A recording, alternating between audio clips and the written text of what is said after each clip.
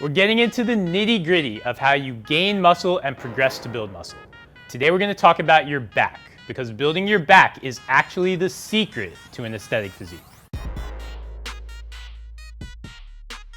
Contrary to popular belief, the most critical back exercise you're going to do isn't the pull-up though, it's actually the cable row. It's one of the best ways to learn and start to build all-around back muscle. But what does a good cable row actually look like? Half the guys in your gym are going to do cable rows like statues. The other half are going to swing and rock like they're trying to do cardio while they move the entire weight stack. Truth is, they're both right and they're both wrong. And it really depends on where you are on your fitness journey. If you're just starting out in the gym, you'll want to take a more conservative approach to how you row so you can master one key mechanic, the idea of scapular retraction. That's the idea of pulling your shoulder blades together, and it's fundamental to shoulder health. It's also going to help build the muscles in between your shoulder blades, your rhomboids, which are going to make your back look massive. So there is no wrong way to cable row, but you have to understand what works for your training level and what your body needs to understand in order to cable row optimally. We'll start with this beginner version of the row, then we'll show you a more advanced version after that. Regardless of how you do the cable row, you're going to primarily train two critical slices of back muscle. You're going to train your rhomboids, which are the bands of muscle between your shoulder blades, and then you're going to hit your lats, these large fan-shaped muscles that run from our shoulders all the way down to our pelvis. In addition to hitting those muscles, you're going to hit your biceps. You're going to train grip strength, and once you get more advanced in your rowing technique, you're also going to challenge your lower back extensors more than you might expect. If you're just starting out, you want to keep this row as simple as possible, in large part because you're likely not really sure how to truly move through scapular retraction. We spend plenty of time sitting every single day with our shoulder blades apart, and very often when we get into the gym, we struggle to create the proper shoulder blade motion. That's key to the row though, because if you don't do it, then suddenly you're simply pulling your elbows backwards with your arms and you're not truly using your strongest pulling muscles. You're also creating a shoulder girdle position that's going to invite the head of the humerus to travel forward, and this can be a mechanism for injury. So to start things out, we want to really zone in on scapular retraction as much as possible. To that end, we're going to focus on keeping our abs tight and not letting our rib cage flare. And we're going to keep our lower back rigid when we row. Essentially, you want to keep your torso nearly perpendicular to the ground without arching or rounding your back. And from there, you're going to squeeze your shoulder blades. How we get into this position matters though, because what we really want to think about is how this row is similar to any bent over row. Essentially, a cable row is a bent over row flipped 90 degrees. That tiny adjustment means that you won't feel any of the lower back stress that you feel on bent over rows, and in the long term, it means you can move serious weight for heavy reps. But to do that, we need to create the same lower body tension that we do when we do any bent over row.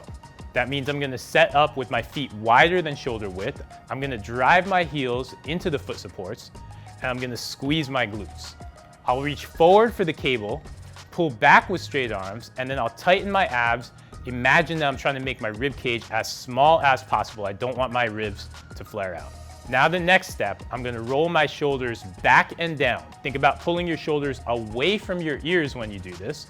And once I've done that, I'm going to squeeze my shoulder blades as tightly as possible, trying to pull them straight back, almost like pinching a pencil between my shoulder blades. Once I'm in this position, I'm going to row the cable back to my rib cage just above my belly button. I'll pause in this position, then return the weight to the stack while still squeezing my shoulder blades. Don't stop squeezing your shoulder blades until you've returned the bar almost all the way to the stack.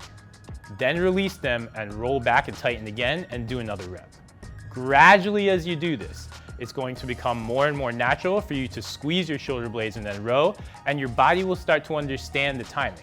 Just avoid letting your rib cage flare and don't arch your back as you're doing any of these. Don't be afraid to spend even several months doing rows this way, especially if you have a desk job. You're saddled with years of poor shoulder blade movement, so being deliberate with how you move can help you start to build the critical muscle that will serve you later.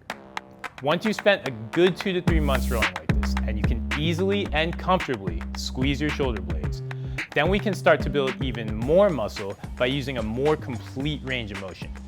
And this is where the cable row becomes a much more useful move. With most bent over rows, we have to be very careful with stressing our lower back, so we can't always get a good stretch through our lats.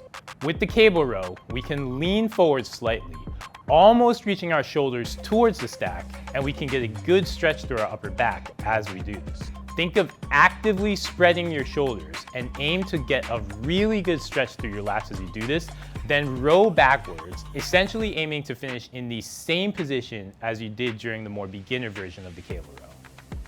By using this more complete range of motion, you're stretching your lats and rhomboids more under load. And that forces them to work over a greater range of motion to pull you to the finish. That provides great back row stimulus and more time under tension on every single rep. Because you'll reach forward with your lower back just a bit too, you're actively training those lower back extensors as you pull back on each rep. There are two key mistakes that we need to avoid here though. First off, you've got to control the tempo and control the stretch. Aim to stretch through the upper back first, not your lower back. You don't want to just rock backwards. The second mistake is don't turn this into a deadlift. If you're creating a massively wide torso angle relative to your hips, you've taken stress off of your mid-back muscles and you've turned this cable row into a deadlift, and that won't help the back muscles that we're trying to target to grow. Regardless of whether you're doing the beginner or advanced version of the row, you'll want to think of this as a high volume exercise. This is where it differs from our bent over rows. Those can put stress on our lower backs, which is why we might want to focus more on load than volume. Here on the cable row though, you can go heavy, feel the squeeze, create awesome mechanical tension while still piling up reps.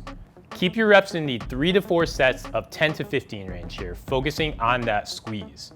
No matter what your goal is or how you're training, you should find a place for the cable row in your routine. You will see major back gains.